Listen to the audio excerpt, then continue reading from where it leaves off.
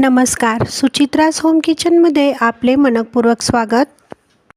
आज मी नांदेड सिटीमधील स्वामी समर्थ महाराजांच्या मठामध्ये स्वामींच्या दर्शनासाठी गेले होते। मठाच्या प्रवेशद्वाराला महालक्ष्मीचे मंदिर आहे। पुढे गेल्यावर मारुतीचे मंदिर आहे। मठाचा परिसर अतिशय पवित्र आणि शांत आहे। बरेचसे भाविक स्वामींचे ध्यान करून स्वामींच्या दर्शनाचा लाभ घेतात। इथे तुम्हाला गणेश मूर्तीचे दर्शन होईल। इथे महादेवाचे मंदिर आहे।